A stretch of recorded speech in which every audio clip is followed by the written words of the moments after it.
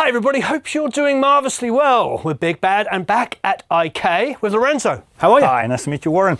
Good to see you too. So, over the years, we've done quite a few things with ARC, where we have taken well, everything from your smallest speakers to your biggest speakers, and used the ARC system and wrung out the room, I suppose, basically flattened the speakers in the room.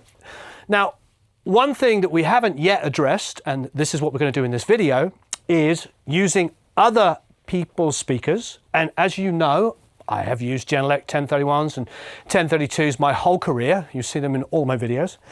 So that's rather fortuitous. Now, if you look down here, we have the sub.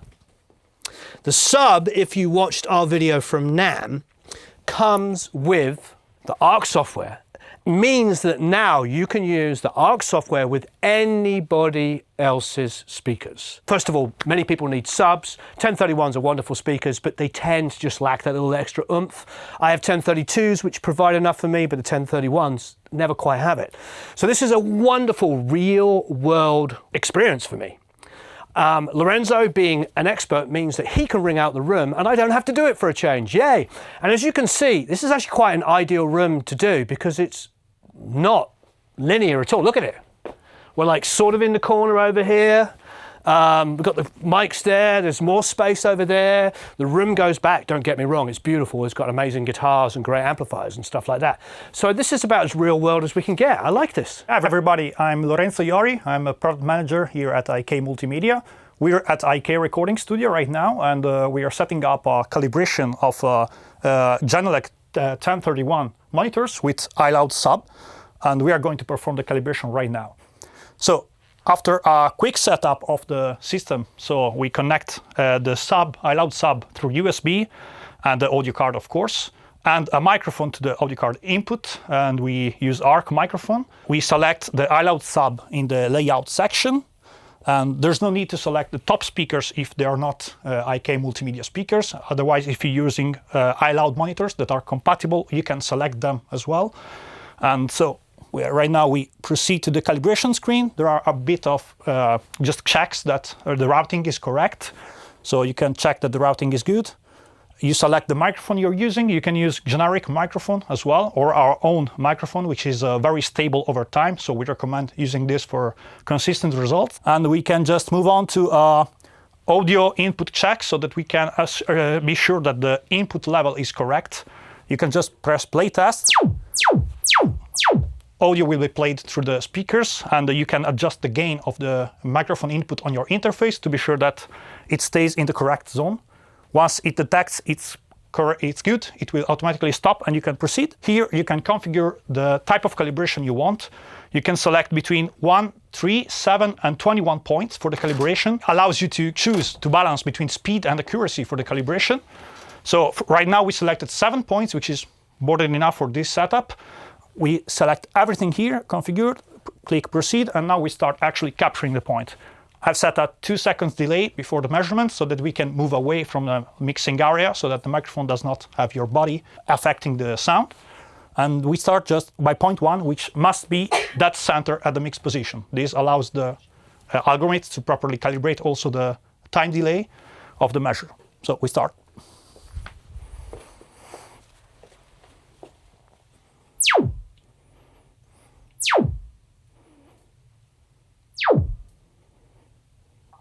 Okay, so first point done. Now we follow the on-screen instructions and move around the microphone. Be aware that this representation here is just a guide, but it's not strictly necessary to position it exactly where the screen aims you. It's just a guide to allows you to understand that it's better to have an area covered that is symmetrical on the left side and back. Now we move to point number 2, which is on the left of the mixing position.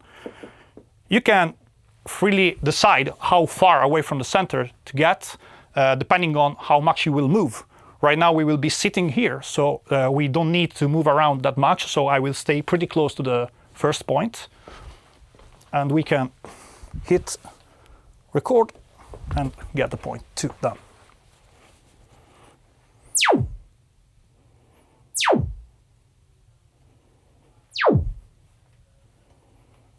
Okay, so we do this all over until we complete the measurements, and the process takes just a couple minutes, not much. It's incredible how fast you can get to the result with this system compared to having to manually measure and review and calibrate everything manually.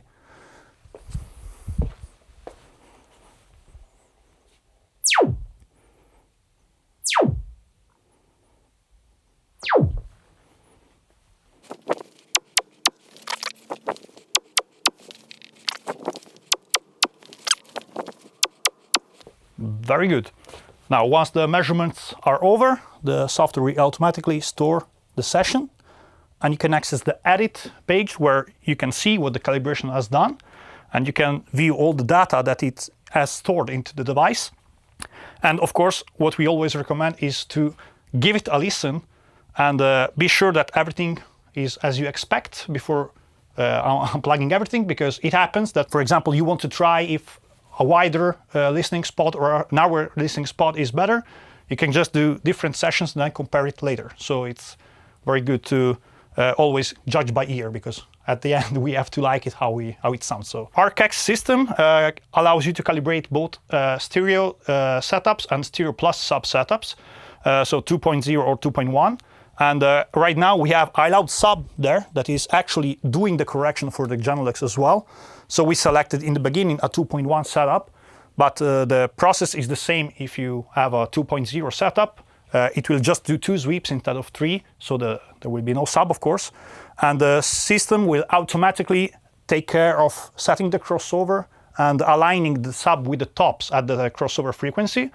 And one very cool stuff is that, as you can see, here are the parameters that the software decided to use for the crossover, but you can actually change them. For example, I'm changing the delay of the sub by 3 milliseconds, and the graph will show you how the crossover frequency zone is affected by that edit. So you can actually see that moving around changes how your system will perform. And also moving up and down the crossover frequency is something that you can do very easily, because you can move it around and the system will automatically recalculate the parameters to match the system at that frequency. And this can be very handy if you have monitors that cannot manage low frequency very well. You can put the crossover height so that they are offloaded by the low frequency that can limit how they express in the mid-range. Great. So, Lorenzo, thanks for doing that. It's nice not to have to do it. Although, to be honest, it only takes about 20 minutes, doesn't it?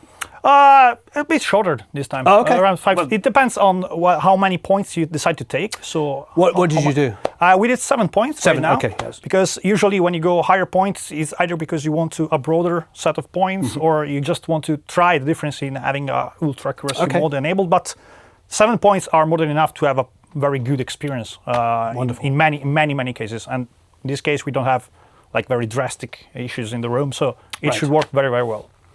We don't have drastic issues, I agree, but I do like the fact I was saying earlier that it's kind of in a corner and kind of... It's not ideal, for sure. Yeah, but that's what people want to know, because how many people have like beautifully treated, perfect rooms? Yeah. So it's good. As you know, I'm doing what I always do, and I'm going to do How to Save a Life.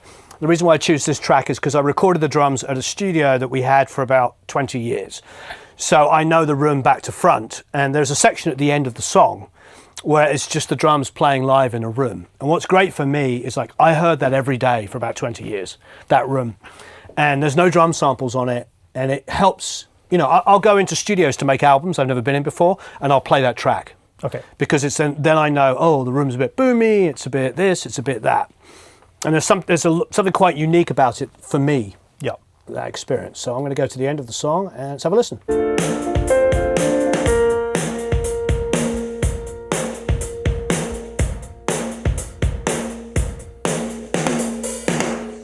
That's awesome. So what I'm always looking out for, what I'm listening for on that, is there's an extended low end that you want to hear from a kick drum, but it also has to be slightly uneven.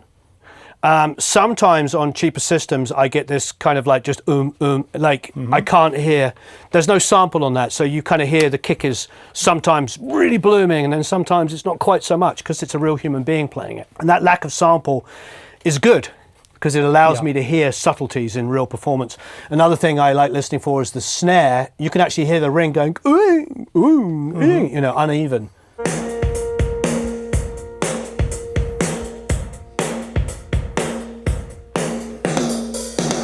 Right at the end there, the Yeah. doo-doo, doo-doo. But that's what I want to know. I want to hear that. I want to hear that. And also the ambience on the kick, because we used to have this mono mic that I would put in a corridor behind the live room with the door slightly cracked. Okay. And you get this, Yeah. you know that tricks when you have Yeah, a room, sure. you know. So hearing all those subtleties is great. That's beautiful. Honestly, it takes these 1031s and makes them into 1032s plus, which is what I want, isn't it? I want them, especially for me, because when you have the bigger speakers, even at lower levels, you get used to that experience, and you get a smaller speaker because you have a smaller room, but then you just don't have that same experience. And I think, yeah, this is huge. Yeah, that's why we not always recommend small speakers for small rooms. It depends, because Yeah. having big speakers can help a lot, Yeah. even if you work at low volumes. Yeah, absolutely. Well, that was like the perfect mixing volume there. All right, I'm going to go to, again, I'm going to be very selfish and just choose music that I've made because I know how it should sound. This is a good one for me, and we're going to listen to a couple of the songs because I spent a long time on the vocal. When all things are equal and it sounds great, the vocal should be just here. And then as the band comes in, it's a nice little build. I might fast forward through it, but... Oh, that's incredibly satisfying. It really is. How much is it again? It's $6.99. $6.99. Yes. Yeah, it's great. Yeah, it's doing a lot of stuff. The fact Yeah. that it calibrates the system on top of it and manages automatically everything from the crossover to alignment and to time alignment, gain alignment, everything. So it's very, very handy.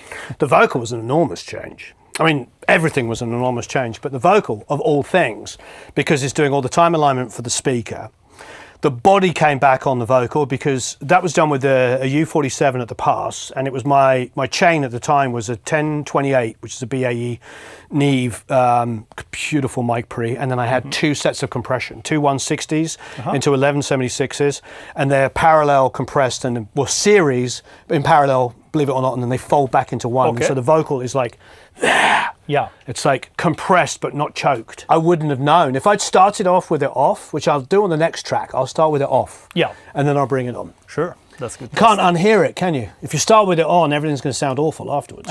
Yeah. Okay. So as Kaish was saying, Trevor Hall, there's a track.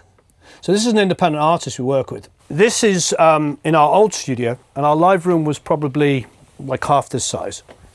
It's like a bedroom size. So yeah, maybe about this big. Bought Kasha a drum kit, which is a 63 Ludwig. Okay. Ringo kit, 20, Yeah. 18, 12, 16, 12. And had a 10 as well. We didn't use it. We just had the rack on the floor. And he plays the drums on this. There's no sample. It's just natural. But because it's so simple, you get to hear it breathe in the room. It's just an acoustic guitar, a vocal, and the drums in a room. There's like no phase issues. Yeah. Because there's so few microphones.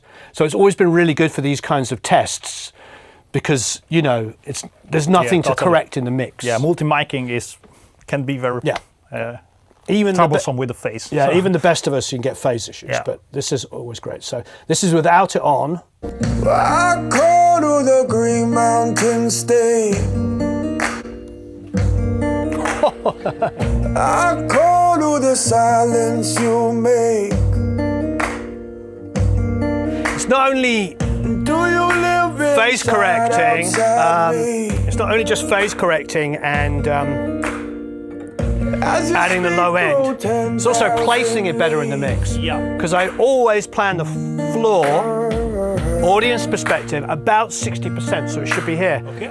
When we first heard it, it was there, Yeah. and then it moved over there. There's a Yeah, way, that's a there's timeline. way, there's a that's way, even there's a way, there's a Slight way. changes. Yeah. There's a way, there's a way, there's a way, there's a way. And this was there's a another one way. of those obsessive vocals where I went in like syllable by syllable There's and just a gained things so they're always up front. I didn't use the compressor, I just went in there and so it always feels like it's here. It has always. So you don't hear the vocal, you don't hear the compressor grabbing it. You just. And these subtle instruments slowly being brought in. Yeah, the acoustic guitar is wonderful. Yeah. I love it. That's fantastic. Also, as you might have seen, the time alignment is basically the same because it's only 0.06 milliseconds between left and right. But here the system catched 0.5 difference in level between left and right. Right. So it lowered this one by 0.5 dB more than the other. Okay. It can be. That's anything. probably another reason why it helped. Anything. It can be the, helped it move slightly to the left. The audio part. It can be the speakers themselves that makes are sense. analog, so they may have a 0.34 dB difference. But that would make sense, wouldn't it? Because if this was ever so slightly, it would lean the left a little bit more to the right. So that's probably another reason why we heard the floor tom kind of go here to here. Yeah, that's very tiny differences. Tiny difference in level, but it can make huge differences in panning. So. Oh yeah, when you've got 4 mics on the drum kit. Yeah. You really hear it because, you know, I had the overheads up and I'm sitting there with headphones and the overheads and I'm moving the floor tom till it sounds like, oh, okay, now it's in the same position as the stereo overheads. And if that messes up, it's a waste of time, isn't it? Because you want it to be right. So what I'm going to do now is I'm going to play what I believe the best sounding modern record, which is we were listening to earlier today. But this is the stereo mix of The Court, Peter Gabriel's.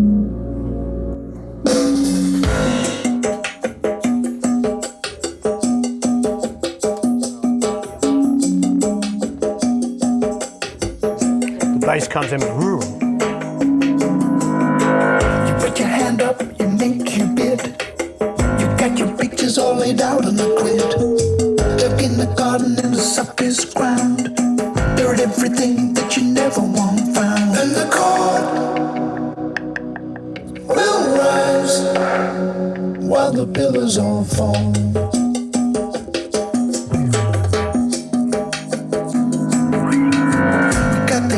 And the birthday cake. We got the wreath and we got the thing. We got the ladder, look, there is a snake. How my body begins to wake. And the court will rise. That's interesting. The center gets tighter. So the width definitely increases, but also everything that's supposed to be in the center suddenly goes more to the center. It's not smeared. It's not smeared, no. You'd think suddenly everything would kind of, but no. Center becomes tighter, the width becomes wider. Okay, now just for pure self-indulgence, and not modern at all, I'm going to play Bohemian Rhapsody, just because it's my favorite song.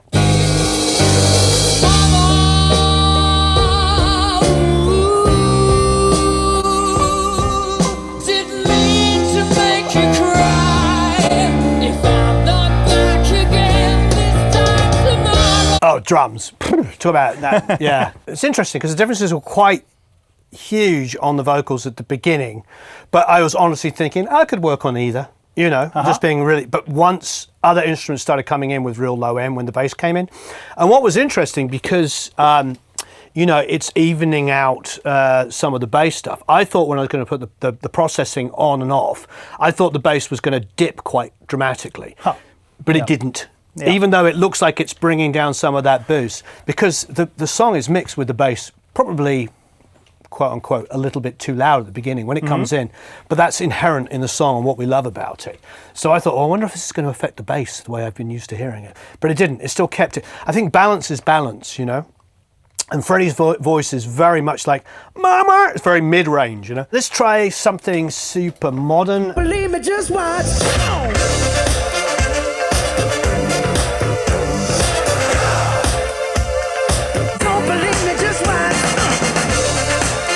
All right, so try and figure this out. What's interesting, and I was noticing before, if you look at the curve, you're seeing, you know, there's an evening out of the high mids. But, you know, on that track in particular, and one or two earlier, it seemed like they're without the arc X on.